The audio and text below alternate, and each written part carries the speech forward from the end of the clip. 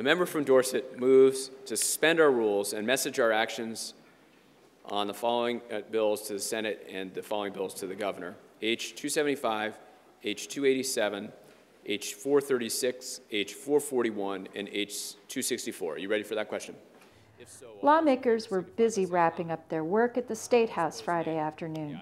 This session, they passed more than 60 bills and set in motion significant legislation for next year. Well, this year I've been on the Healthcare Committee, and it's been an exciting place to be. It's been a hopeful place. While so much of what's gone on this last couple of years has been about budget cuts and how are we going to survive the economic downturn.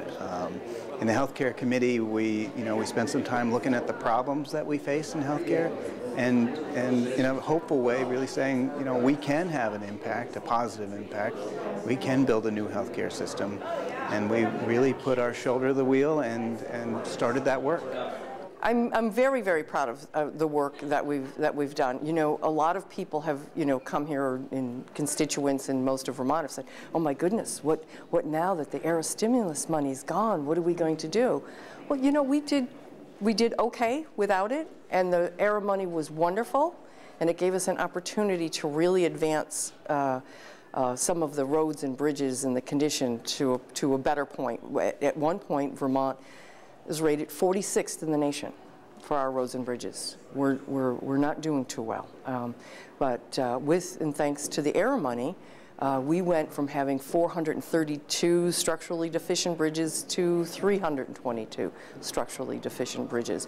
I mean, not to say that that's a good place to be, but we went from 46th to 42nd. So it made a significant impact on our state, although we still have a long, long way to go.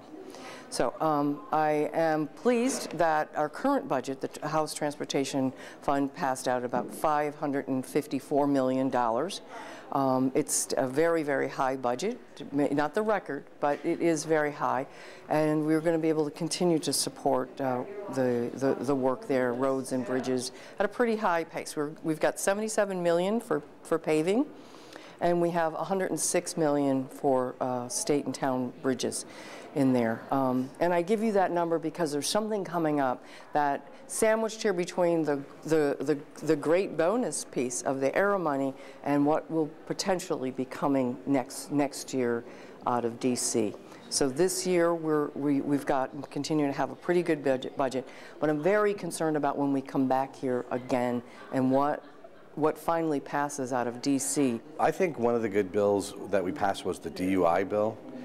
We know that, for example, lots of people, citizens from the Franklin County, have been coming here for a few years running now, urging a passage of what they call the NICS law for a young person who was killed in a drunk driving accident a few years ago. And of course, we also had we've had some really bad drunken driving with death resulting in Burlington just recently also. So we toughened DUI legislation, DUI laws. I think that was good. I think that the energy bill, for me, I'm sure not all Republicans would agree with this, but for me, I support the energy bill throughout. Not that I agree with every single thing in it, but overall, on balance, I believe that bill was a good bill. I do think that with or without Yankee, we need to be pursuing more renewable energy, and this bill will move us forward on that. Obviously, that bill came with some major controversies when we pushed it through the House the first day.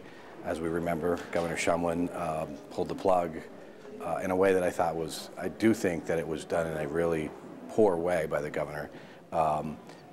We need to work, when we're working together with people who are sort of taking a risk and to make sure that we get a compromise that works, and the governor then pulls the plug at the last second, and the way he did, I think that was not a good thing in terms of finding compromises in the future. But we did still end up with a good bill, I think.